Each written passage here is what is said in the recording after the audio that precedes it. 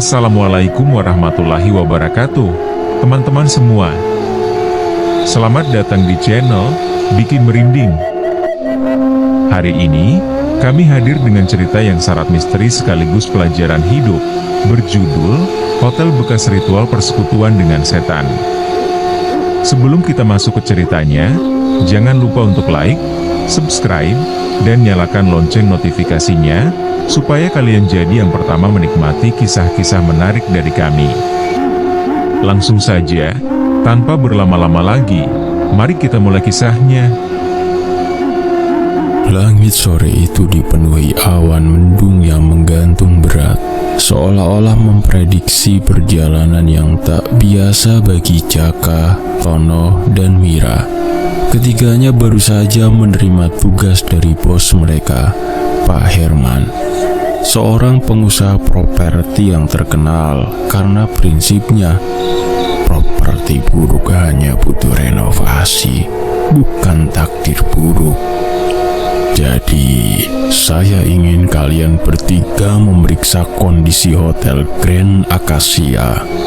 Ada kemungkinan besar kita akan menjualnya ke pembeli potensial. Tapi saya butuh laporan lengkap tentang keadaannya. Hotel tua itu, Pak? Tanya Mira sedikit ragu. Ya, yang sudah kosong beberapa tahun, jawab Pak Herman sambil menatap mereka tajam. Saya yakin kalian bisa mengatasinya. Tono yang ceroboh dan selalu punya komentar konyol segera menyelah. Pak, katanya hotel itu berhantu loh. Masa kami disuruh berurusan sama properti yang tamunya saja non-fisik? Jaka mendengus. Hantu itu cuma strategi marketing zaman dulu. Kalau hotelnya beneran berhantu, pasti sekarang jadi lokasi syuting acara horor. Nah, itu dia, Jok. Tono menjawab cepat. Kalau hantu-hantunya jadi seleb, lah kita bisa sekalian bikin konten viral. Tono bertemu genderuwo. Pasti booming tuh. Mira menahan tawa. Udahlah Ton, jangan kebanyakan mikir. Yang penting kita periksa hotelnya, bikin laporan dan selesai. Beberapa jam kemudian mereka tiba di depan Hotel Grand Acacia. Bangunan itu berdiri megah tapi suram, dikelilingi oleh tanaman liar yang tumbuh tak terkendali. Cat di dindingnya sudah mengelupas dan jendela-jendela yang pecah menciptakan aura menyeramkan. Kayak set film horor ya, gumam Tono sambil memandangi bangunan itu dengan mata membelalak. Serius nih, kita nggak dibayar double? Tenang Ton, Jaka menepuk pundaknya. Kalau ada apa-apa, kamu duluan yang kita lempar ke hantu. Mereka melangkah masuk ke lobi yang meskipun luas, terasa sesak karena bau apek dan debu. Lampu gantung besar menggantung rendah, tapi tidak lagi memancarkan kemegahan. Di balik meja resepsionis, seorang pria tua dengan wajah penuh kerutan sedang duduk, memperhatikan mereka dengan tatapan tajam. Selamat sore, Pak, sapa Jaka, mencoba terlihat ramah. Bapak penjaga di sini ya? Pria itu yang kemudian memperkenalkan dirinya sebagai Pak Sukro mengangguk pelan. Kalian mau apa di sini? Kami disuruh memeriksa kondisi hotel ini, Pak, jawab Mira. Bapak yang jaga hotel ini sendirian? Pak Sukro mengangguk, kali ini dengan ekspresi lebih serius. Saya hanya menjaga agar tempat ini tidak diusik. Kalian jangan macam-macam, terutama dengan kamar di lantai 6, kamar 606. Kenapa dengan kamar itu, Pak? Tanya Mira dengan nada penasaran. Pak Sukro menatap mereka satu persatu, lalu berkata pelan, itu bukan kamar biasa. Ada yang pernah melakukan sesuatu yang gelap di sana. Saya sarankan kalian menjauhi kamar itu. Tono terkikik, mencoba mencairkan suasana. Pak, Kalau memang ada hantu, kasih tahu saja siapa namanya, biar saya bisa kenalan. Siapa tahu jodoh kan. Hehehe. Jaka memutar mata. Tono, serius dikit bisa nggak? Pak Sukro hanya menghela nafas panjang. Kalian sudah saya peringatkan, sisanya terserah kalian. Dengan peringatan itu yang menggantung di udara, mereka melanjutkan langkah ke dalam hotel. Namun suasana suram dan cerita Pak Sukro mulai menggelitik rasa ingin tahu mereka. Meskipun Tono terus melontarkan candaan, mencoba menutupi kegugupannya sendiri. Setelah meletakkan barang bawaan di lobi yang dipenuhi debu, Jaka, Tono, dan Mira memutuskan untuk mendengarkan cerita Pak Sukro kembali tentang kamar 606. Pria tua itu dengan suara serak dan tatapan tajam mulai menjelaskan. Kamar 606 bukanlah kamar biasa, kata Pak Sukro perlahan. Tahun 1985, sekelompok orang datang ke hotel ini. Mereka menyewa kamar itu selama seminggu, menggelar pesta yang tidak biasa. Pesta apa, Pak? Dangdutan. Selatono mencoba mencairkan suasana. Pak Sukro hanya meliriknya sekilas sebelum melanjutkan. Mereka adalah pemuja iblis. Di malam terakhir mereka di sini, mereka melakukan ritual yang mengorbankan seorang wanita muda. Katanya itu untuk mendapatkan kekayaan dan kekuatan. Mira merinding mendengar cerita itu. Lalu apa yang terjadi, Pak? Pak Sukro menarik nafas panjang. Setelah ritual selesai, mereka semua ditemukan tewas. Tubuh mereka tergeletak di lantai kamar dengan darah berceceran di mana-mana. Wanita yang mereka korbankan hilang begitu saja, hanya meninggalkan jejak kaki berdarah yang menuju ke dinding. Dan sejak itu kamar itu tak pernah sama lagi. Jaka berusaha terlihat skeptis.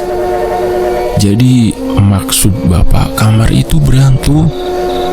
Pak Sukro mengangguk perlahan. Ada yang bilang mereka masih di sana, terjebak di antara dunia ini dan dunia lain. Banyak tamu yang pernah mencoba menginap di kamar itu, tapi mereka semua pergi dengan ketakutan atau tidak pernah kembali. Tono tertawa kecil, meskipun jelas ada sedikit getaran di suaranya. Pak, ini kayak cerita film horor deh. Marketing horor kali, biar hotelnya viral. Tono, Mira menyentak. Ini serius, kamu gak lihat ekspresi Pak Sukro? Aku lihat, Mir, jawab Tono santai. Tapi ekspresinya lebih mirip orang yang marah karena tidak dapat bonus, bukan cerita setan. Jaka memutar mata. Kalau kamu gak percaya, kenapa gak masuk ke kamar 606 duluan, Ton? Tono langsung mundur beberapa langkah. Jangan gitu dong, Jak. Kamu kan yang lebih berani. Kamu duluan. Enggak, kamu aja. Kamu kan yang bilang ini cuma marketing, balas Jaka tersenyum sinis. Udah, potong Mira. Daripada ribut nggak jelas, mending kita fokus aja dulu sama tugas kita. Namun dalam hati Mira mulai merasa ada sesuatu yang salah. Peringatan Pak Sukro, meskipun terdengar seperti legenda urban, terasa terlalu nyata untuk diabaikan. Ia melirik Tono yang masih bersikap santai, tapi sebenarnya mulai gelisah. Sementara itu Joko masih mencoba terlihat tenang, meskipun pandangannya sering mengarah ke lantai 6, seolah mencari sesuatu. Kalau kalian tetap nekat, ujar Pak Sukro dengan nada berat, ingat, jangan pernah menyebut nama-nama tertentu di dalam kamar itu. Dan kalau kalian mendengar suara seseorang memanggil, jangan pernah menjawab. Nama tertentu? Suara? Tono mencoba bercanda lagi. Pak, ini aturan hotel atau seminar motivasi sih? Pak Sukro tidak menanggapi lelucon itu. Ia hanya menatap mereka lama sebelum beranjak pergi, meninggalkan mereka dengan cerita yang terus membayangi pikiran mereka. Jadi siapa yang mau ke lantai 6 duluan? Tanya Jaka sambil menahan senyum. Duh, kok aku lagi sih? Protes Tono. Jangan-jangan kamu yang diam-diam mau jadi temannya setan? Mira mendesah panjang. Kalian ini serius gak sih? Kalau gak ada yang mau biar aku aja yang cek. Tapi kalau aku pingsan, kalian berdua yang tanggung jawab. Ketiganya terdiam sejenak, membiarkan rasa takut bercampur dengan rasa penasaran yang semakin besar.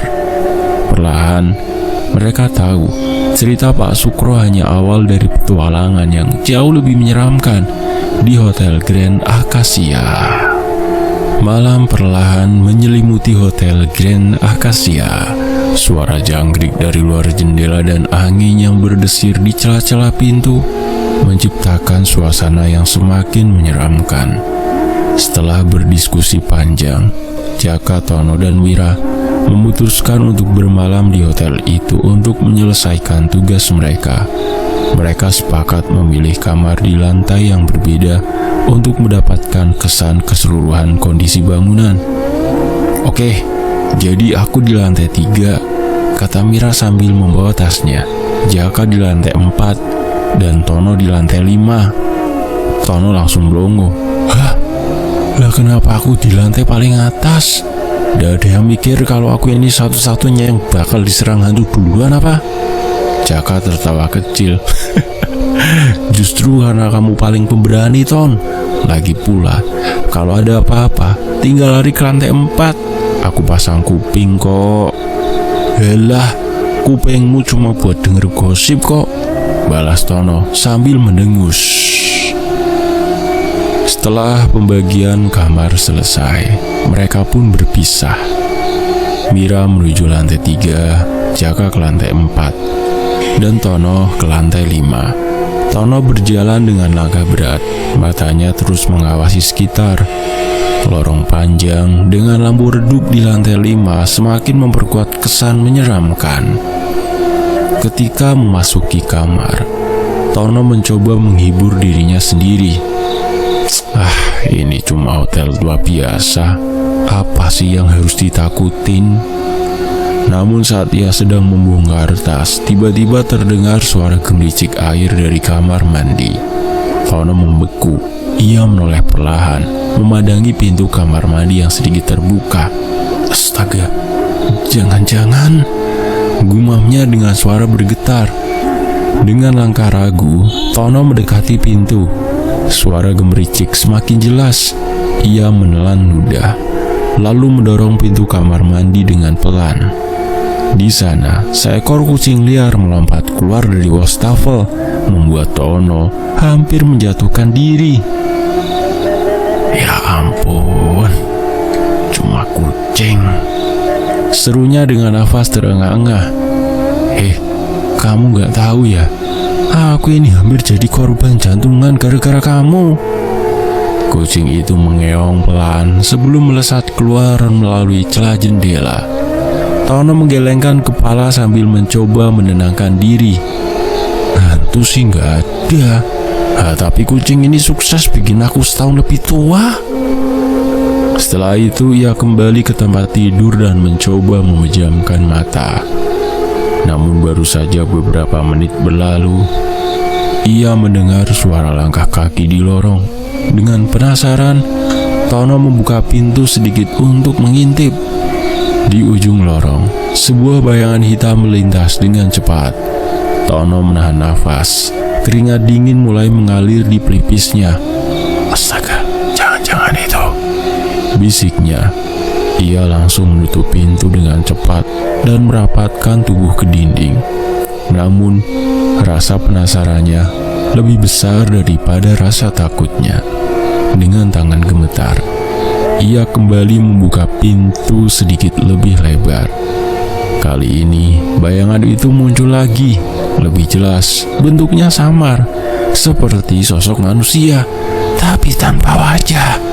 Tubuh Tono membeku, tapi otaknya malah memproses hal yang tak terduga.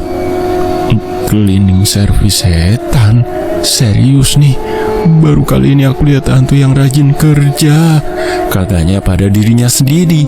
Ia bergegas kembali ke tempat tidur dan menutupi dirinya dengan selimut sambil bergumam, kalau cleaning service itu beneran setan, semoga dia nggak lupa bersihin debu di kamar ini.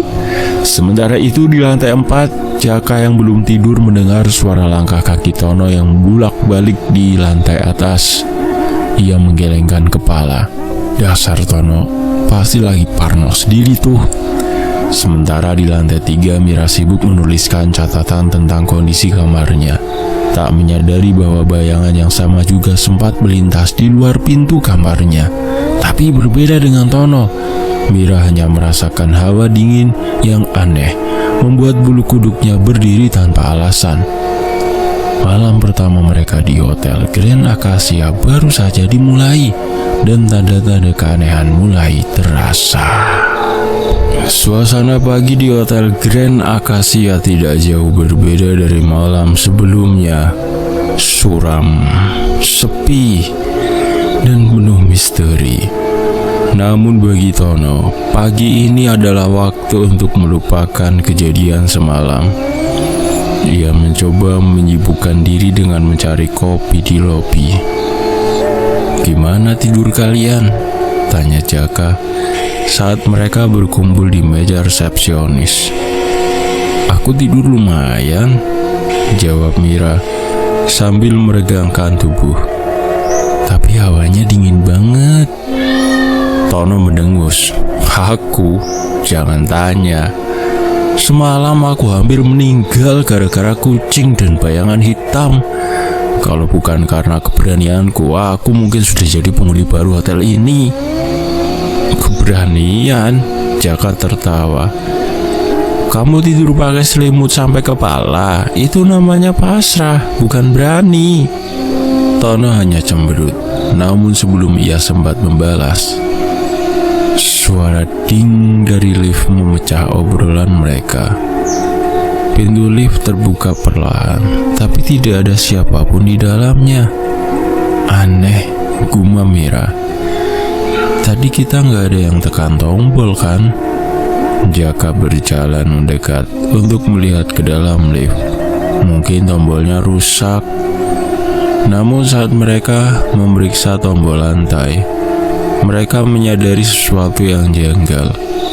Lampu indikator menunjukkan lift berhenti di lantai 6 sebelum turun ke lobi. "Lantai 6 lagi," kata Mira sambil menatap Jaka. "Kamar 606. Apa ini tandanya kita harus ke sana?" Jaka mengusulkan dengan nada serius. "Kalian aja," potong Tono cepat. "Aku di sini saja, jaga lobi. Lagian aku takut ketemu mantan di lantai 6. Siapa tahu dia lagi nunggu aku di kamar 606. Mira tertawa kecil. "Mantan kamu itu manusia, Ton. Kita lagi ngomongin sesuatu yang lebih menyeramkan." "Justru itu," sahut Tono sambil merapatkan jaketnya. "Setan masih mending, dia nggak bisa nagih utang kok." Setelah meyakinkan Tono bahwa mereka hanya akan mengecek sebentar, Jaka dan Mira naik lift, meninggalkan Tono di lobi. Namun rasa penasaran perlahan mengalahkan rasa takut Tono. Dengan langkah enggan, ia akhirnya memutuskan untuk ikut. "Kalian jangan lama-lama ya," katanya sambil bergegas masuk ke lift yang sudah mulai tertutup. Saat lift bergerak ke atas, suasana menjadi tegang. Lampu di dalam lift berkedip-kedip, dan bunyi gerakan mesin terdengar lebih keras dari seharusnya. Ketiganya saling bertukar pandang, mencoba menenangkan diri. "Ini cuma lift tua," kata Jaka, mencoba meredakan ketegangan. "Gak usah Parno," lanjutnya. Namun saat lift berhenti di lantai 6, pintu terbuka perlahan. Dan sesuatu yang besar serta berbulu muncul di depan mereka. Sosok genderuwo berdiri di sana, dengan mata merah menyala dan tubuhnya memenuhi hampir seluruh lorong. "Astaga!" teriak Tono sambil memeluk Jaka. Itu cleaning service versi deluxe." Mira menahan nafas, tapi ekspresi Tono yang ketakutan malah membuatnya ingin tertawa. Genderuwo itu menatap mereka dengan intens, tapi tidak bergerak. Sebaliknya, ia mengeluarkan suara rendah yang terdengar seperti gumaman marah. Apa dia mau minta tips ya?"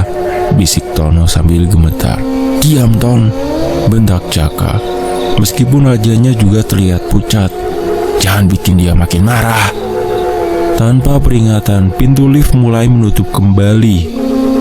Perlahan tetapi pasti. Genderuwo itu tidak mengejar mereka, hanya menatap hingga pintu benar-benar tertutup. Saat lift bergerak turun, ketiganya terdiam. Hanya suara nafas berat Tono yang terdengar. "Tadi itu apa?" Mira akhirnya bersuara. Suaranya bergetar. "Aku nggak tahu," jawab Jaka sambil memegang dinding lift untuk menjaga keseimbangan. "Tapi jelas kita nggak boleh main-main di sini." Tono yang akhirnya bisa bernafas lega berkata dengan nada kaku, "Ternyata mantanku masih lebih serem. Tapi kalau dia muncul lagi, aku siap minta maaf." Mira dan Jaka saling pandang sebelum tertawa kecil. Meskipun ketegangan belum sepenuhnya hilang, mereka sadar ini baru permulaan dari misteri yang jauh lebih gelap di Hotel Grand Acacia. Mira menatap pintu kamar 606 dengan ragu. Peringatan Pak Sukro terus terngiang di kepalanya. Namun rasa ingin tahunya lebih besar daripada rasa takutnya. Dengan hati-hati, ia membuka pintu yang sudah lama terkunci itu. Ruangan itu gelap dan pengap, dengan bau lembab yang menyeruak. Begitu pintu terbuka. "Kamu yakin ini ide bagus?" tanya Jaka dari belakangnya. Mira mengangguk pelan. "Kita harus tahu apa yang sebenarnya terjadi di sini." Tono berdiri agak jauh dari pintu, menatap ruangan dengan tatapan curiga. "Kalau ketemu sesuatu yang aneh, ingat, aku di sini cuma sebagai saksi. Aku nggak ikut-ikutan." Mereka bertiga masuk ke dalam kamar. Mata Mira menangkap sesuatu di meja kecil di pojok ruangan. Sebuah buku tua dengan sambul hitam yang sudah lusuh tergeletak di sana, dikelilingi oleh lilin-lilin yang telah meleleh habis. "Apa itu?" tanya Jaka sambil mendekat. Mira mengambil buku itu dan membuka halamannya. Di dalamnya terdapat tulisan tangan dengan tinta merah yang sudah memudar, simbol-simbol aneh, dan mantra-mantra dalam bahasa yang tidak mereka mengerti. "Sepertinya ini buku ritual," kata Mira sambil membalik halaman-halamannya dengan hati-hati. "Ritual?" Tono mendekat dengan ekspresi penasaran. "Coba lihat, mungkin ada resep masakan juga. Siapa tahu ini buku serbaguna." Jaka memutar matanya. "Tono, fokuslah, ini bukan acara memasak." Namun Tono sudah mengambil buku itu dan mencoba membaca salah satu mantranya. "Azarum Karas and Furies." Apapun artinya itu. Mira terkejut mencoba merebut buku itu dari tangan Tono. "Jangan sembarangan baca, Tono. Kita nggak tahu apa efeknya." Belum selesai ia berbicara, pintu kamar tiba-tiba terbuka sendiri dengan suara decitan panjang.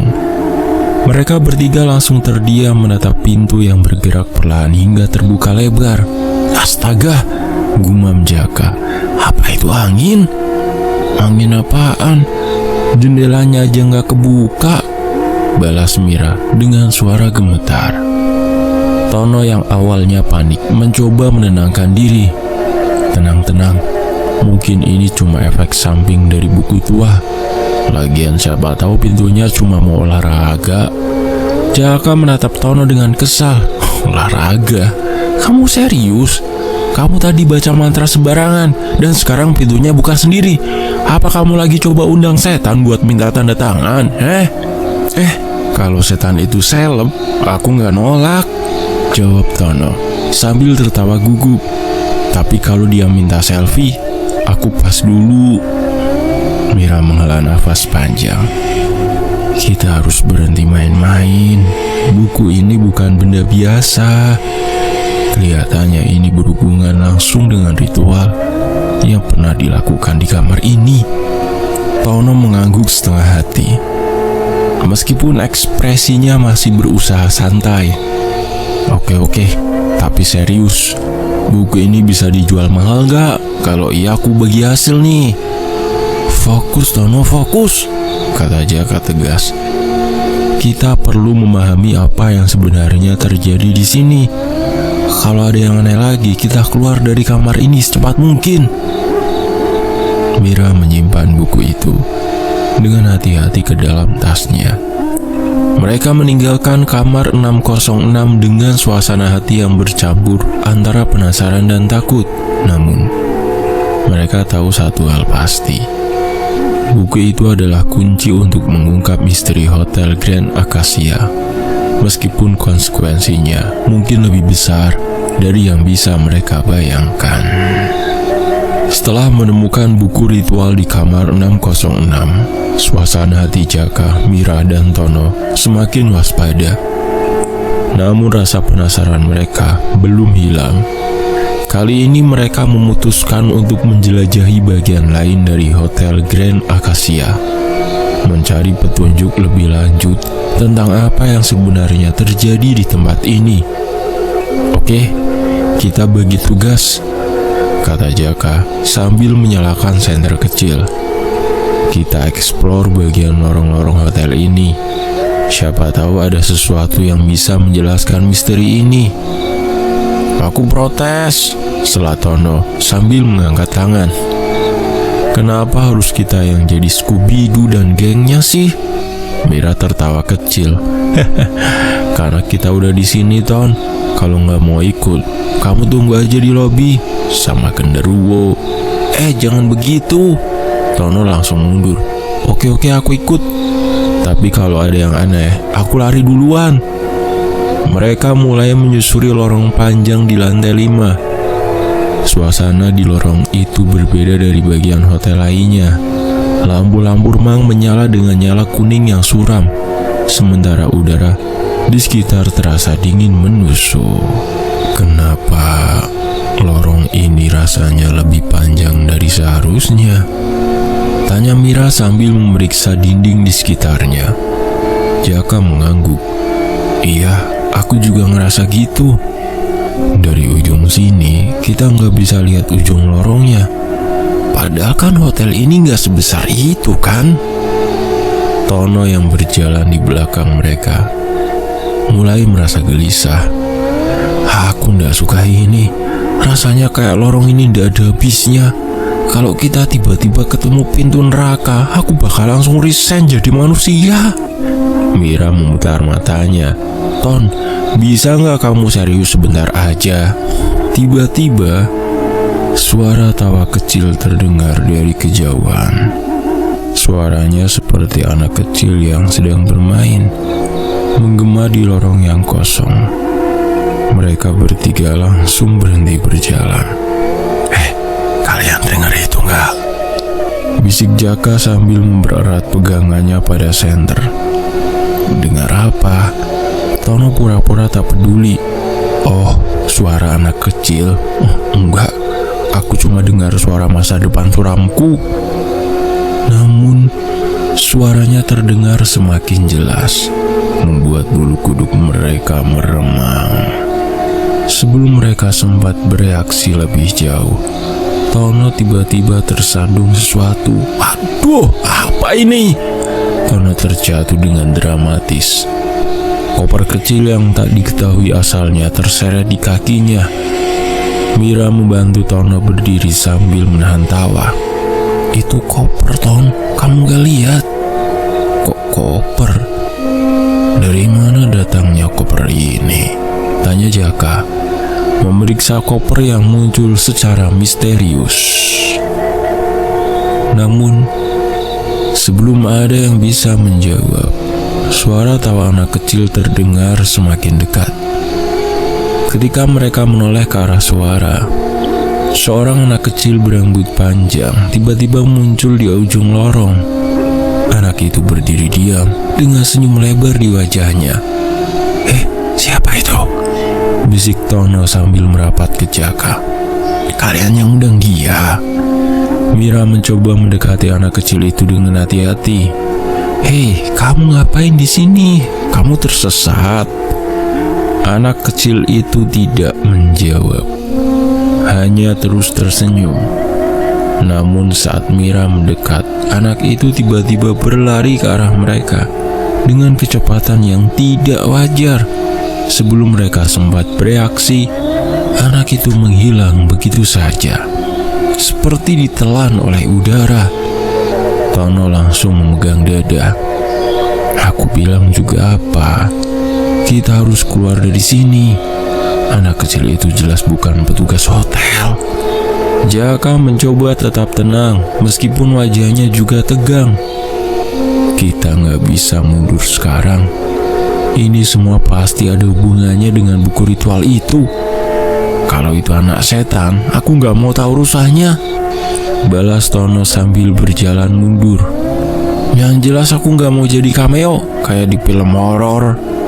Mira tertawa kecil meskipun tangannya masih gemetar. Tono, kamu lucu banget kalau ketakutan. Tapi jujur, aku juga mulai merasa gak enak. Mereka memutuskan untuk kembali ke lobi, meninggalkan lorong tak berujung itu. Namun ketiganya tahu lorong itu menyimpan misteri yang lebih gelap, dan mereka baru saja menyentuh permukaannya.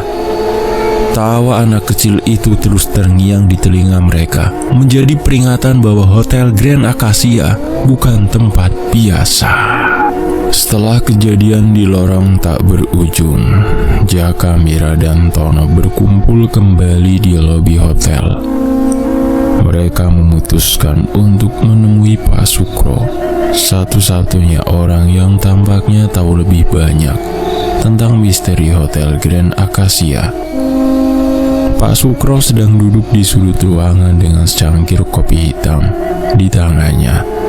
Wajahnya terlihat lelah, seperti menyimpan beban yang tak pernah terucap. Ketiganya mendekat dengan hati-hati. Pak Sukro, kami perlu bicara, kata Jaka sambil duduk di kursi di depan pria tua itu. Pak Sukro menatap mereka dengan tatapan tajam. Kalian masih mau lanjut setelah semua yang kalian alami tadi?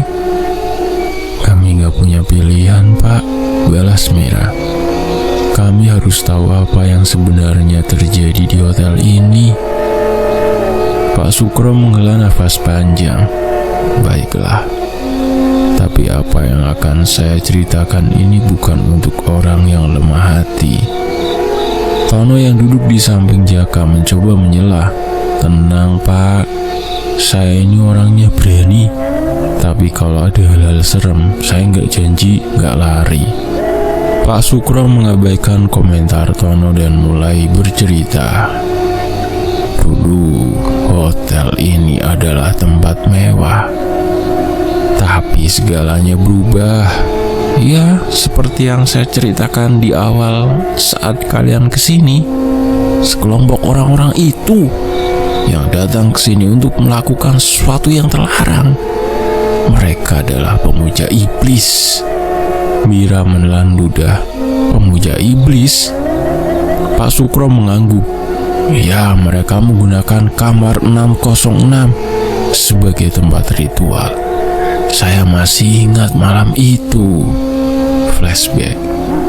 Pak Sukro menceritakan kembali malam yang mengerikan itu. Ia adalah penjaga malam di hotel ketika kelompok pemuja iblis itu tiba. Mereka membawa seorang wanita muda yang tampak ketakutan. Tangannya diikat dan mulutnya disumpal. Saya tahu ada yang tidak beres, lanjut Pak Sukro. Tapi saya tidak bisa berbuat apa-apa. Mereka membawa wanita itu ke kamar 606. Dari luar saya mendengar mereka membaca mantra dan suara wanita itu yang berteriak ketakutan.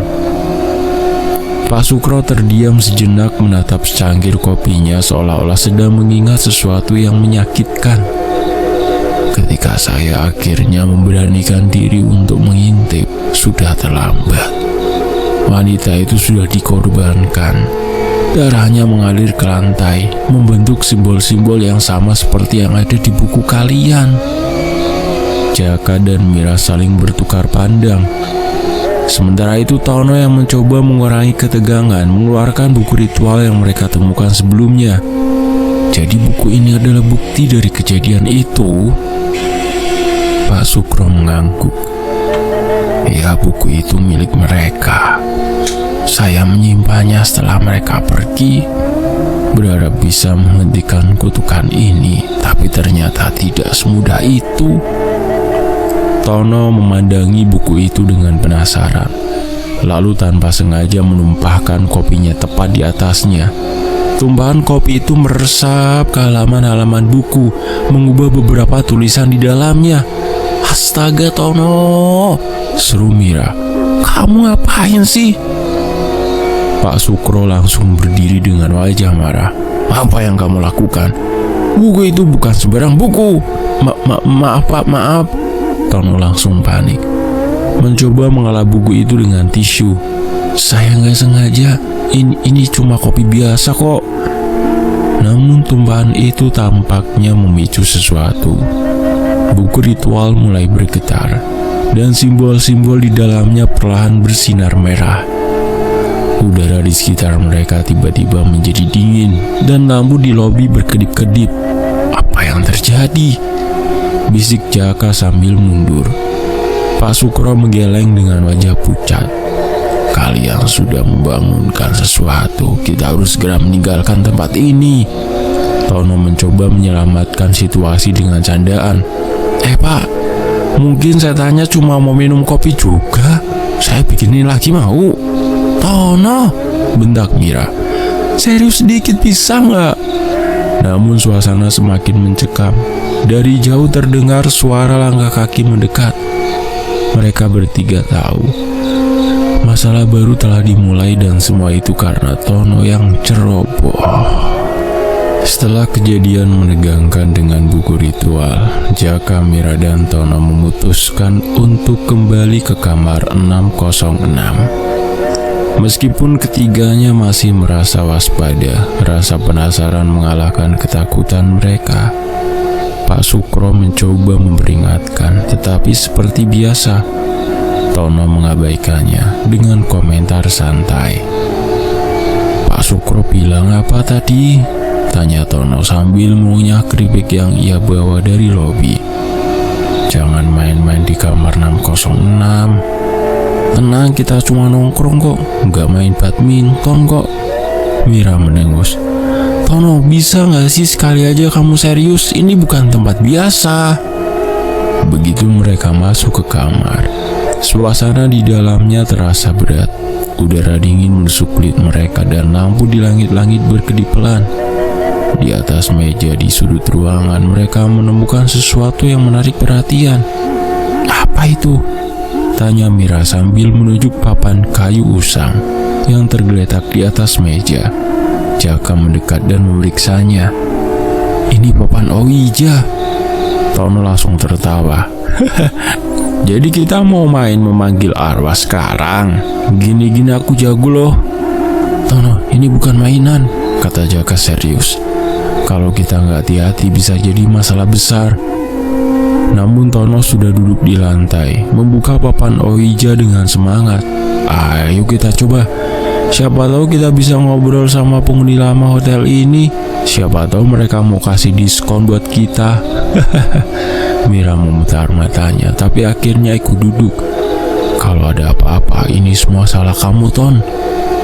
Ketiganya meletakkan tangan mereka di planset, benda kecil berbentuk segitiga yang digunakan untuk bermain Ouija.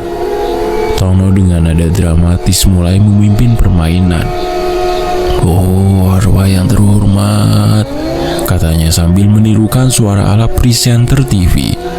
"Kalau kamu ada di sini, kasih tanda dong." Awalnya tidak ada yang terjadi. Mereka saling berpandangan dengan ekspresi bingung. "Lihat, nggak ada apa-apa," kata Jaka. "Mungkin kita harus berhenti." Namun Tono tidak menyerah.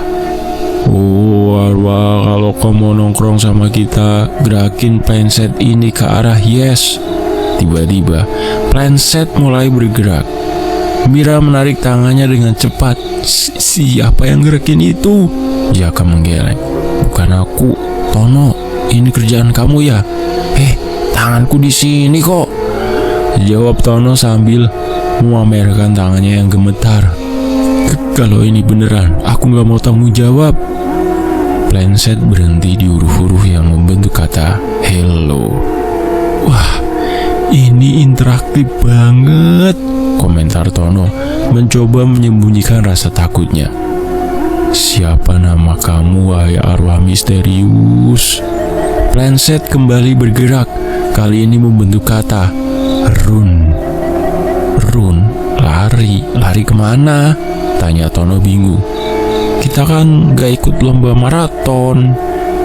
Namun saat mereka mencoba menghentikan permainan, sesuatu yang tidak wajar terjadi.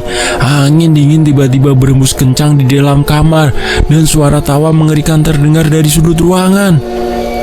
"Kalian dengar itu?" tanya Mira, matanya melebar. "Iya, dan aku gak suka ini," balas Jaka sambil bangkit berdiri.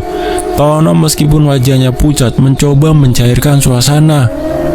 Mungkin arwahnya cuma bercanda, atau dia lagi nyari teman ngobrol. Namun humor Tono tidak bertahan lama. Dari dalam papan Ouija muncul bayangan gelap yang perlahan membentuk sosok menyeramkan. Sosok itu tertawa pelan, membuat ketiganya berdiri membeku. "Ayo kita keluar," seru Mira menarik tangan Jaka. Tono dengan panik mencoba berbicara pada sosok itu. Mas, Mbak Setan, santai dulu. Kita cuma main-main kok. Saya malah mau kasih bintang 5 buat pelayanan hotel ini kok." Sosok itu melayang mendekat, tetapi tiba-tiba berhenti dan menghilang begitu saja. Suasana kamar kembali sunyi. Jaka menatap Tono dengan tajam. "Lihat apa aku bilang, ini gara-gara kamu." Tono mengangkat bahu. Aku cuma pengen seru-seruan. Siapa sangka setannya baper." Mira menggeleng sambil menghela nafas panjang. "Kita nggak boleh main-main lagi, Ton. Ini serius." Dengan perasaan lega sekaligus tegang, mereka meninggalkan kamar 606 untuk sementara. Namun mereka tahu bahwa permainan maut itu hanya permulaan dari teror yang lebih besar di Hotel Grand Acacia. Setelah kejadian papan Ouija di kamar 606, ketiganya memutuskan untuk mencari makanan di pantry hotel. Mereka merasa lelah dan tegang, namun Tono seperti biasa mencoba mencairkan suasana dengan bercanda sepanjang jalan. "Aku heran," kata Tono sambil berjalan di lorong gelap. "Hotel angker begini, kira-kira pantry-nya jual mie instan gak ya? Kalau ada, aku mau yang rasa setan." "Tono, tolong fokus sih," ujar Mira dengan nada lelah. "Kita kesini buat cari makan, bukan buat cari masalah." Begitu mereka tiba di pantry, suasana terasa aneh. Ruangan itu gelap, hanya diterangi oleh lampu redup yang berkedip-kedip. Di sudut pantry ada meja kecil dengan 2 kursi kayu. Tono melangkah masuk lebih dulu. "Duh, kok ada orang di sini?" Tono berhenti mendadak. Matanya terpaku pada sosok besar yang duduk membelakanginya. Sosok itu adalah genderuwo berukuran raksasa dengan tubuh berbulu lebat, sedang minum teh dari cangkir mungil. Di seberangnya ada tuyul kecil yang tampak serius memindahkan bidak catur. Selamat malam, sapa Tono dengan spontan, membuat Jaka dan Mira membelalak kaget. Genderuwo menoleh perlahan, menunjukkan wajah menyeramkan dengan mata merah menyala. Namun ia tampak tidak terganggu. "Malam juga," jawabnya dengan suara berat sambil menyeruput teh. "Ada perlu apa manusia?" Tono yang sepertinya sudah kebal takut malah mendekat sambil nyengir. Maaf, nggak ganggu kan? Saya cuma mau tanya, teh yang Bapak minum itu merek apa? Kelihatannya swede banget." Mira mencubit tangan Tono. "Tono, apa yang kamu lakukan? Itu genderuwo." Genderuwo tertawa pelan. "Santai saja, Nona. Saya di sini cuma istirahat kok. Lagi pula, ini teh daun asli dari hutan sebelah. Mau coba?" Jaka yang masih terpaku di tempatnya akhirnya bicara. "Apa yang kalian lakukan di sini?" Tuyul yang dari tadi diam akhirnya angkat bicara. "Main catur, Mas. Pak genderuwo ini pemain catur yang hebat loh. Saya belum pernah menang." "Wah, serius?" Tono langsung duduk di kursi kosong.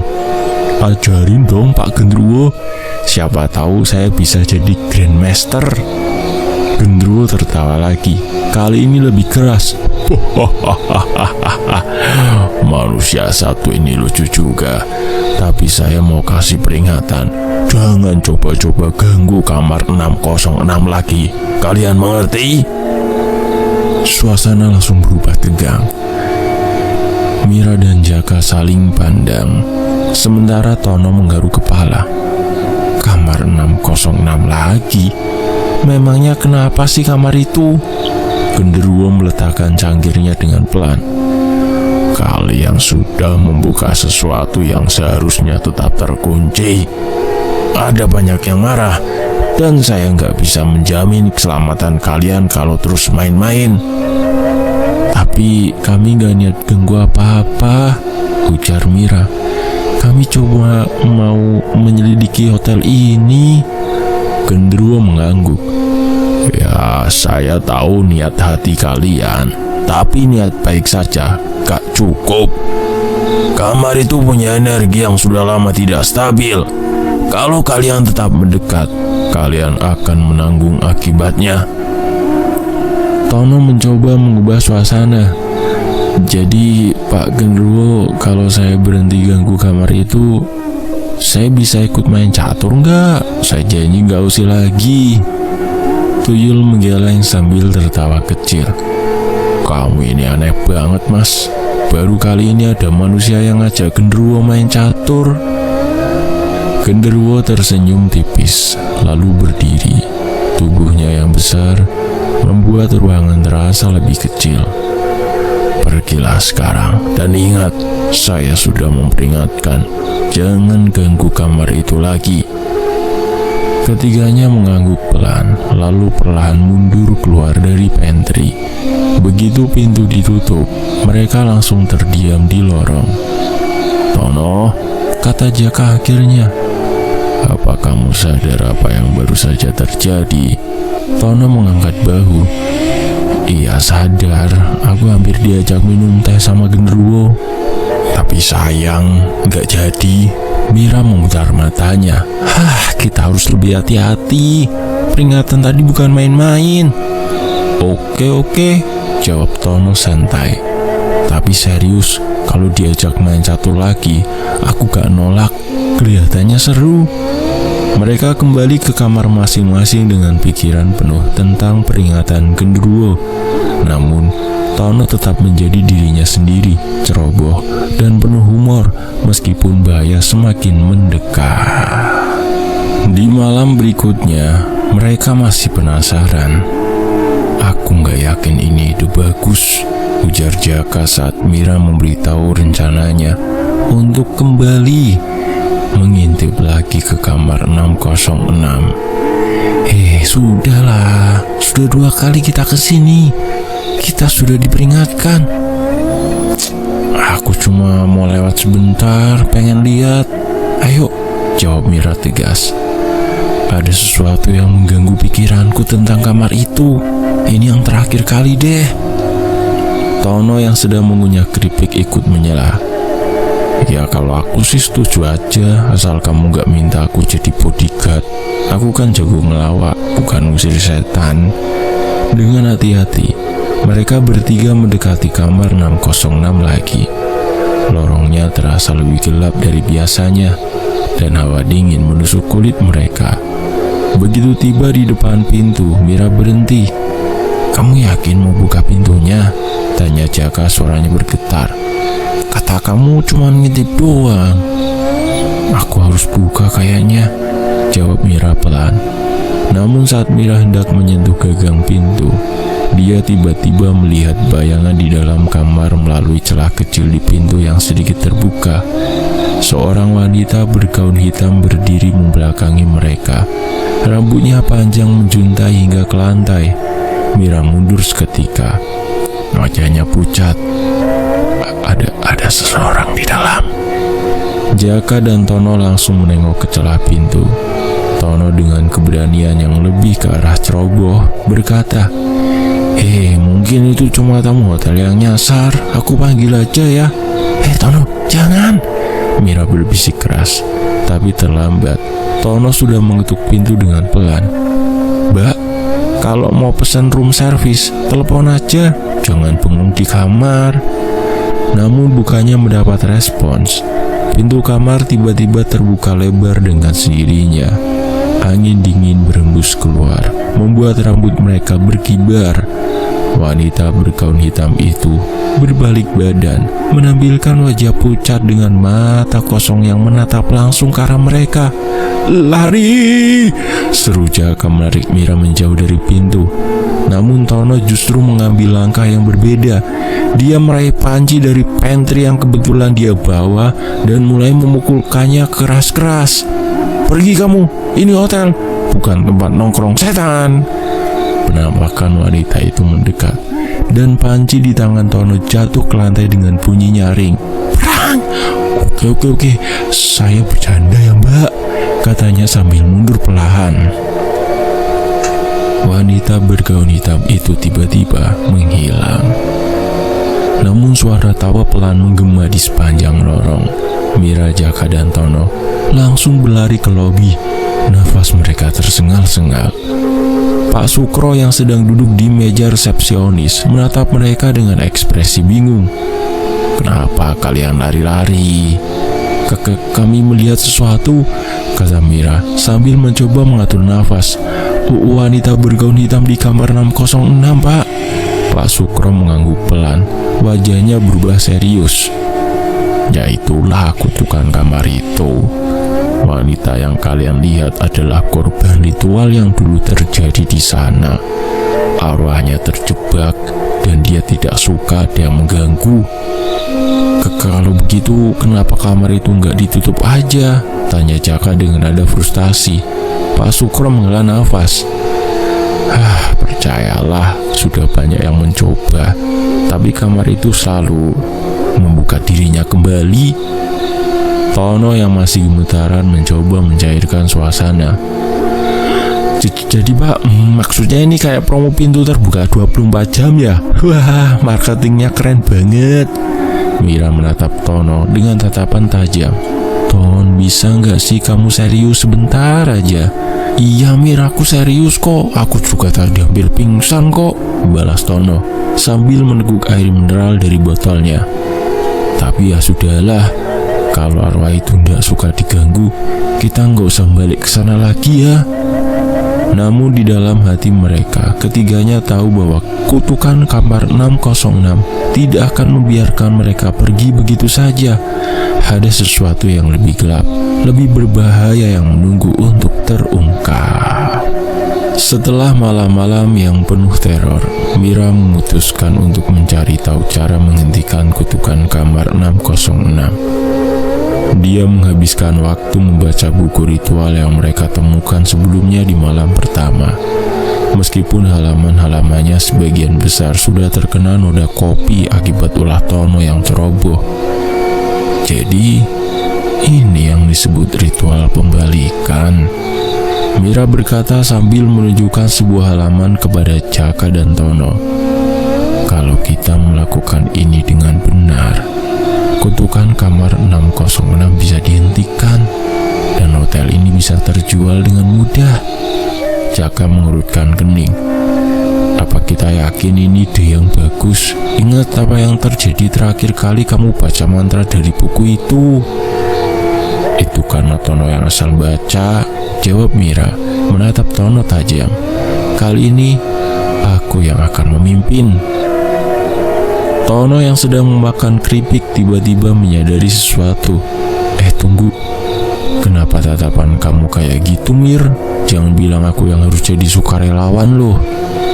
Tono, kamu orang yang paling cocok untuk ini, kata Mira sambil menyeringai. Kamu punya energi yang unik. Unik gimana? Tanya Tono curiga. Iya, seperti badut sirkus, jawab Mira santai. Jaka tertawa kecil, sementara Tono mengangkat tangan. Oke, aku akan jadi sukarelawan. Tapi kalau nanti tiba-tiba aku jadi hantu gentayangan, aku bakal balas dendam sama kalian. Camkan itu. Malam itu mereka kembali ke kamar 606. Atmosfernya lebih mencekam dari sebelumnya. Angin dingin berhembus dan suara bisikan terdengar samar-samar. Mira mengatur peralatan untuk ritual di tengah kamar.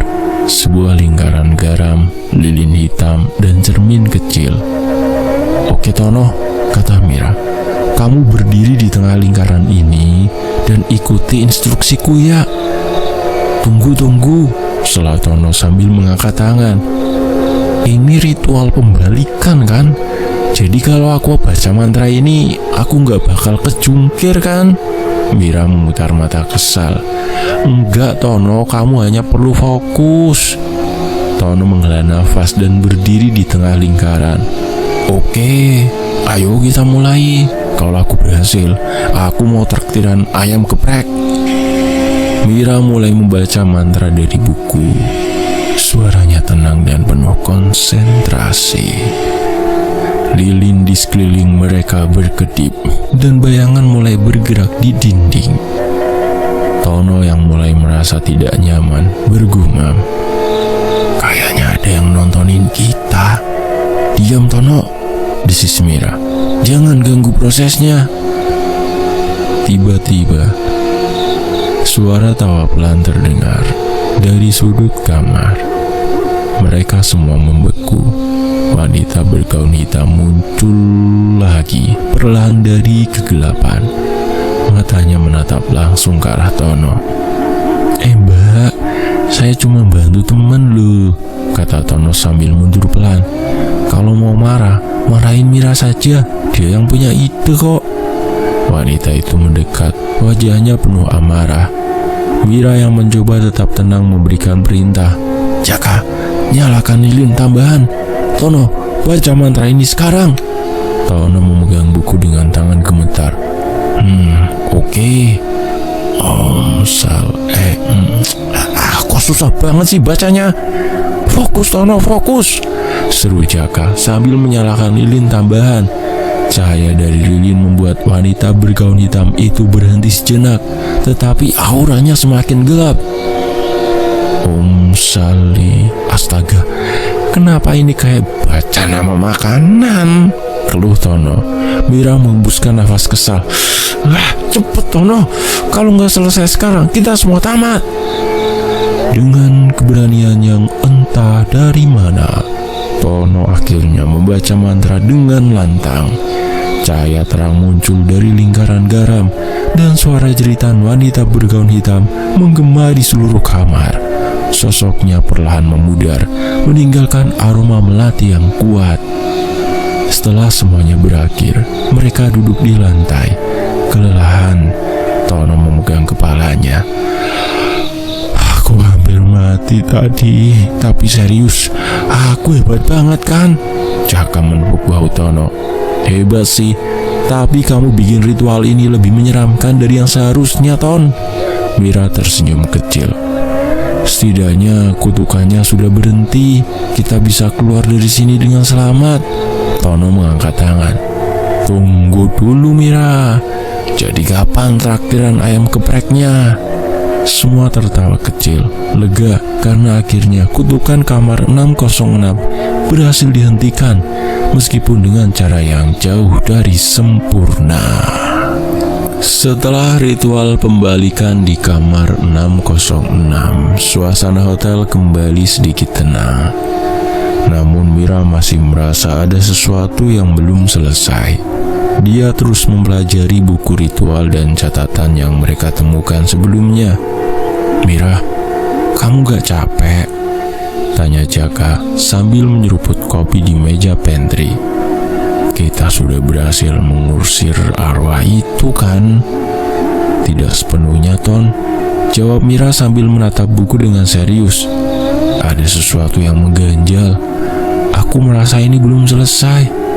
Tono yang sedang membersihkan panci dengan gaya sok profesional menimpali. Kalau menurut aku ya, udahlah kita pulang aja.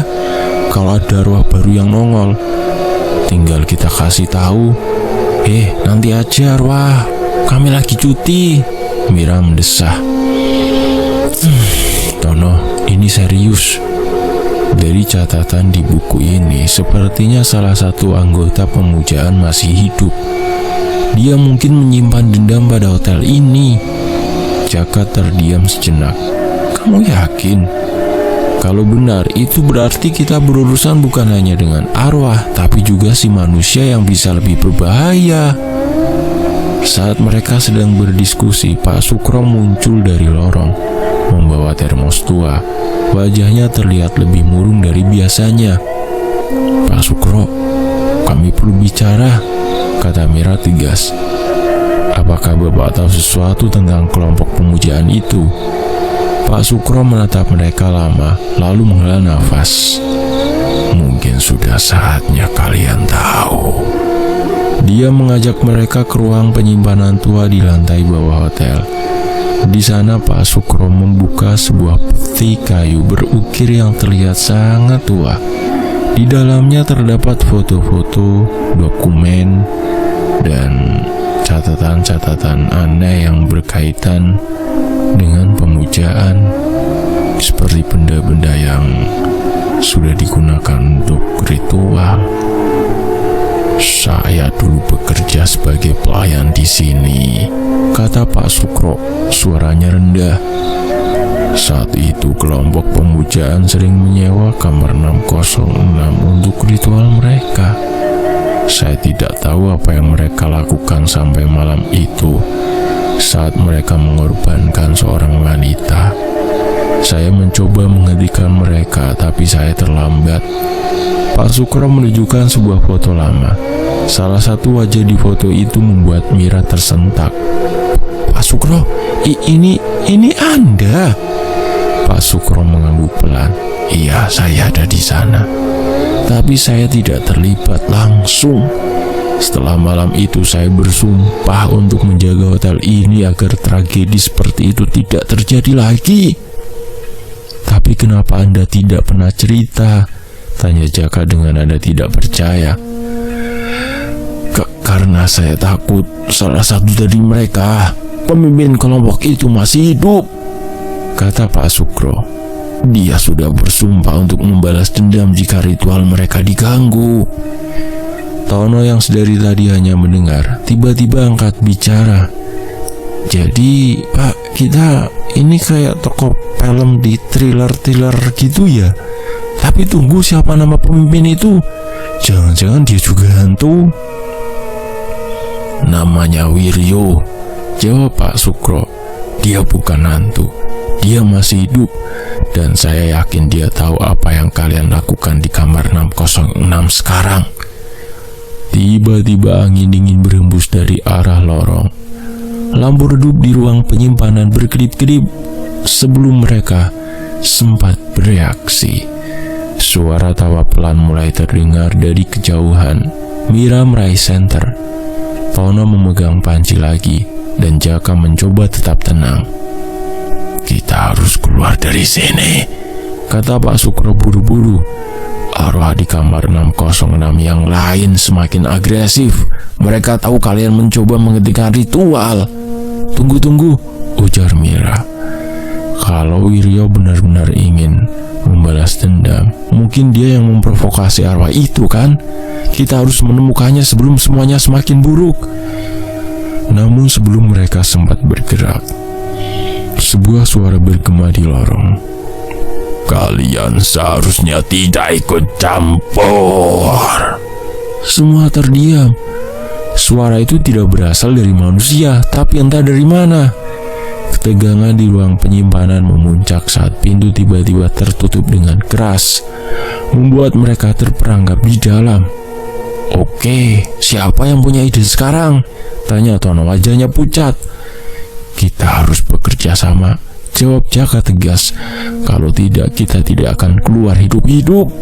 Mira kembali mempersiapkan perlengkapan ritual dengan hati-hati. Lingkaran garam, lilin hitam, dan cermin kecil ditempatkan kembali di posisi yang sesuai dengan instruksi dari buku ritual. Sementara itu Jaka memegang buku dan membaca ulang mantra yang harus mereka ucapkan. "Semua sudah siap?" tanya Mira, menatap mereka satu persatu. "Siap," jawab Jaka dengan yakin. Tunggu. Selatono mengangkat tangannya. "Kalau kita gagal, apa yang bakal terjadi? Apakah kita jadi hantu juga? Atau malah jadi tukang sapu di neraka?" Mira menatap Tono dengan kesal. "Ton, ini bukan waktu untuk bercanda. Fokus ya." Tono mengangguk, meskipun wajahnya masih menunjukkan rasa takut. Dia berdiri lagi di tepi lingkaran garam sambil memegang panci sebagai senjata andalan. Pak Sukro dengan wajah serius berkata, "Kali ini kalian harus berhati-hati." Arwah lain dari perempuan itu yang bergaun hitam itu sudah marah karena ritual pertama yang kalian lakukan itu. Jika kalian membuat kesalahan sedikit saja, mereka tidak akan memberi ampun. Tono menelan ludah dengan keras. "Oke, tapi kalau saya pingsan, tolong bangunin ya. Saya nggak mau jadi mayat di sini." Mira mulai membaca mantra dengan suara yang tenang namun tegas. Lilin-lilin di sekitar mereka menyala lebih terang, dan bayangan di dinding mulai bergerak seolah memiliki nyawa sendiri. Suara bisikan semakin keras, bercampur dengan tawa menyeramkan yang menggema di seluruh ruangan. Ketegangan mencapai puncaknya saat sebuah bayangan besar muncul di tengah lingkaran. Sosok arwah lain yang menghantui kamar 606 menatap mereka dengan mata penuh amarah. "Kalian berani mengusik tempat ini?" katanya dengan suara yang membuat bulu kuduk merinding. "Tidak ada yang bisa menghentikan kutukan ini." Tono yang sudah gemetar dari tadi tanpa sengaja menumpahkan garam ritual ke lantai. "Aduh, gara-gara tangan berkeringat ini." Mira memekik. "Tono, garam itu penting untuk melindungi kita." Seketika suasana berubah menjadi kacau. Sosok arwah itu tertawa nyaring dan angin kencang berhembus memadamkan beberapa lilin. Bayangan-bayangan di dinding menyerang mereka, membuat semua orang panik. "Apa yang harus kita lakukan sekarang?" tanya Jaka, mencoba menahan bayangan yang mendekatinya. Mira berteriak, "Tono, ambil garam cadangan di tasku, cepat!" Dengan tangan gemetar, Tono merogoh tas Mira dan mengambil garam. Namun, alih-alih menuangkannya dengan hati-hati ke lingkaran, dia malah menaburkannya seperti sedang memasak. Bismillah, semoga ini bikin arwah jadi asin. Pak Sukro hampir tak percaya dengan tingkah Tono. Kamu ini benar-benar ceroboh ya. Kalau ini gagal kita semua tamat. Namun anehnya, taburan garam Tono justru membuat bayangan itu mundur sejenak. Mira kembali memimpin ritual, membaca mantra dengan lebih lantang. Jaka dan Pak Sukro bergabung mengucapkan mantra bersama-sama. Sosok arwah itu melayang di udara, mencoba mendekati mereka tetapi tidak bisa menembus lingkaran garam yang mulai aktif kembali. Wajahnya berubah dari marah menjadi penuh rasa sakit, dan dia berteriak keras seperti kesakitan sebelum akhirnya menghilang dalam kilatan cahaya. Ketika semuanya selesai, ruangan menjadi sunyi. Lilin-lilin kembali menyala dengan normal, dan angin dingin berhenti berhembus. Mereka semua terdiam, mencoba mencerna apa yang baru saja terjadi. Kita berhasil, kata Mira dengan suara lega. Jaka tersenyum kecil. Iya, tapi itu tadi nyaris gagal gara-gara si ceroboh ini. Tono yang masih memegang panci berkata dengan nada bangga. Gimana pun juga, aku penyelamat kalian kan? Kalau nggak ada aku mungkin kalian udah jadi korban ritual sekarang. Pak Sukro menggelengkan kepala sambil tertawa kecil. Dasar kamu memang bikin pusing sekaligus bikin ketawa. Mereka semua tertawa, merasa lega karena berhasil melewati malam paling menegangkan dalam hidup mereka. Kalian berhasil, kutukan di kamar 606 telah berakhir. Tapi ingat, hotel ini tetap punya sejarah yang kelam. Jangan terlalu lama di sini. Dengan perasaan lega bercampur lelah, mereka akhirnya meninggalkan hotel, meninggalkan kenangan menegangkan namun penuh humor di Hotel Grand Acacia. Kisah tadi sungguh mengingatkan kita bahwa setiap tindakan memiliki konsekuensinya. Semoga cerita ini bisa menjadi pelajaran dan refleksi bagi kita semua. Buat kalian yang baru bergabung, jangan lupa untuk like, tinggalkan komen, bagikan video ini ke teman-teman kalian, dan tentu saja subscribe channel Bikin Merinding. Jangan lupa aktifkan lonceng notifikasi, supaya kalian tidak melewatkan cerita-cerita menarik lainnya dari kami. Terima kasih sudah menonton hingga akhir. Sampai jumpa di kisah berikutnya. Wassalamualaikum warahmatullahi wabarakatuh.